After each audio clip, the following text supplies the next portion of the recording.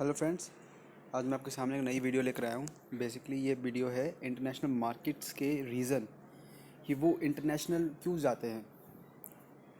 ठीक है, तो बेसिकली आपसे डायरेक्ट क्वेश्चन नहीं आएगा। हाँ, कोई आपसे पहले पूछ लेंगे मार्केटिंग से रिलेटेड कोई क्वेश्चन, उसके बाद सेकंड पार्ट में आपसे ये पूछ लेंगे। तो आप ये अगर ये आता है आपको तो आप क्वेश्चन को बहुत अच्छे तरीके से प्रेजेंट कर सकते हो। बहुत आपके पास वैरायटी होगी लिखने के लिए बेसिकली। ठीक है, तो दो तरह के वेज होते हैं जब मार्केट्स।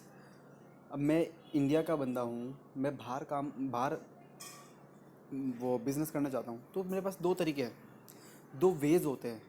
एक बोलूँगा पुश वे, एक होता है पुल वे। पुश वे होता है जब मेरे को मजबूरी होती है, और पुल वे होता है मुझे एक लालच होता है। अब भाई मजबूरी ये होती है कि जब आपकी हम सबको पता है, देखो आप अपने कंफर्ट जोन के अंदर आप काम कर रहे हो, आपको पता है कि यार इधर मुझे ज़्यादा मेहनत नहीं करनी पड़ती, बट मुझे पता है कि इधर मेरी ग्रोथ नहीं है। ये मेरी मजबूरी है कि मुझे अगर ग्रोथ चाहिए अपनी, तो मुझे एक्सपैंड करना पड़ेगा अपना दायरा। सेम इसके अंदर भी है। पुल में क्या होता है, लालच होता है प्रॉफिट को लेते हुए। उनको ये लगता है कि यार भाई अगर मुझे इधर 10,000 रुपये मिल रहे हैं, मुझे इधर 20 मिलेंगे, फिर मुझे 20 मिल गए तो मुझे 40 मिलेंगे उधर। तो वो जंप करते रहते हैं जैसे जॉब के अंदर होता है। बेसिकली इनके साथ भी यही होता है। इनको ये पता है कि भाई अगर मैं इंडिया के अंदर बिजनेस कर रहा हूँ तो मुझे इतने पैसे जनरेट हो रहे हैं, मेरे बाहर के भी क्लाइंट है, तो क्यों मैं कुछ इन्वेस्टमेंट करके बाहर सेटअप नहीं हो जाता, अपनी ब्रांच नहीं खोल लेता, जिसके कारण मेरे को और भी प्रॉफिट अर्न हो। अब इन दोनों के बेसिस पे ना कुछ पॉइंट्स हैं जो हमको बताने जा रहा हूँ। ठीक है, फॉर ग्रोथ, क्या बोला, ग्रोथ होगी, ग्रोथ के लिए वो बंदा एंटर करेगा फॉर्म। मुझे लग रहा है कि भाई इंडिया में मेरी जितनी ग्रोथ होनी थी मैंने कर ली। अगर मुझे ज़्यादा ग्रोथ करनी है अपनी और मैक्सिमम ग्रोथ करनी है, तो मुझे अपना दायरा बढ़ाकर बाहर कंट्रीज़ के अंदर भी ट्रेड करना होगा। प्रॉफिटेबिलिटी, इंडिया के अंदर जितना प्रॉफिट कमा सकता था कमा लिया, अब बाहर जाके सिंपल सी बात है, देखो दायरा बढ़ेगा तो प्रॉफिट तो बढ़ेगा ही बढ़ेगा, ऑब्वियस सी बात है, रिस्क भी बढ़ेगा, ऐसी बात नहीं है। इकोनॉमिक्स ऑफ स्केल, ये बहुत बढ़िया चीज़ है।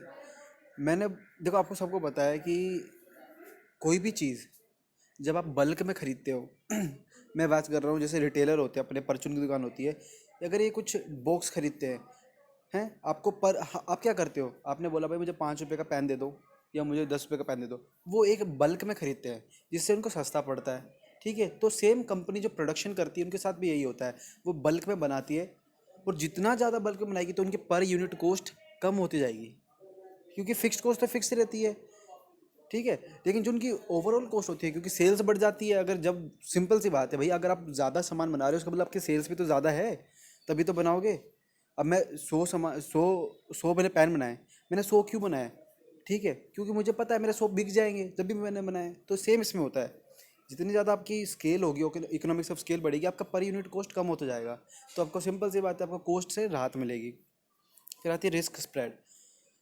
रिस्क स्प्रेड भी हो जाता है, रिस्क बढ़ भी जाता है। ठीक है, स्प्रेड का मतलब क्या हो गया, अगर मैंने बोला कि मेरे डिफरेंट बिजनेस की बात कर रहा हूँ मैं, आज को मैंने बोला इंडिया के अंदर मेरा एक बिज़नेस है अलग, ठीक है, और अमेरिका में कोई और बिज़नेस चल रहा है।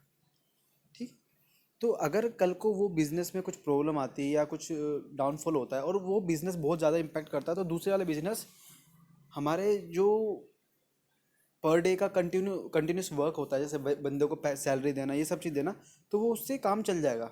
ठीक है, तो रिस्क स्प्रेड भी होता है, रिस्क ज़्यादा भी हो जाता है। ठीक है, access to the imported inputs. अब इससे क्या है, ये बेसिकली मतलब बता रहा है कि आप बाहर से सामान खरीद सकते हो। अब मैं अमेरिका में हूँ, मैंने भाई देखो, जैसे गवर्नमेंट होती है, हर कंट्री की गवर्नमेंट होती है, वो ये चाहती है कि आप एक्सपोर्ट करो ज़्यादा से ज़्यादा। कोई बाहर की कंट्री की कंपनी हमारी कंट्री में आई, ठीक है, उसने कोई अपनी प्रोडक्शन फैसिलिटी इस्टेब्लिश की, उन्होंने बाहर से कुछ इनपुट्स मंगाए, जिसको यूज़ करके उन्होंने फिश प्रोडक्ट बनाया और बाहर बेच दिया। किस लिए, वो बाहर बेच दिया। लेकिन जो उसने इम्पोर्ट प्रोडक्ट्स मंगाए, वो किस लिए इस्तेमाल करे उसने, क्यों उसने इसलिए इस्तेमाल करे कि वो उनका यूज़ करके सामान को बाहर भेज सके, तो गवर्नमेंट उनको फैसिलिटी देती है। तो सेम चीज़ सारी कंट्रीज़ में होती है।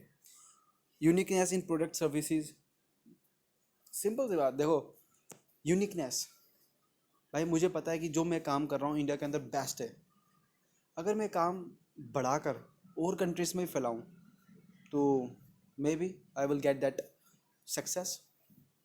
तो यही बात होती है, market opportunity to market access.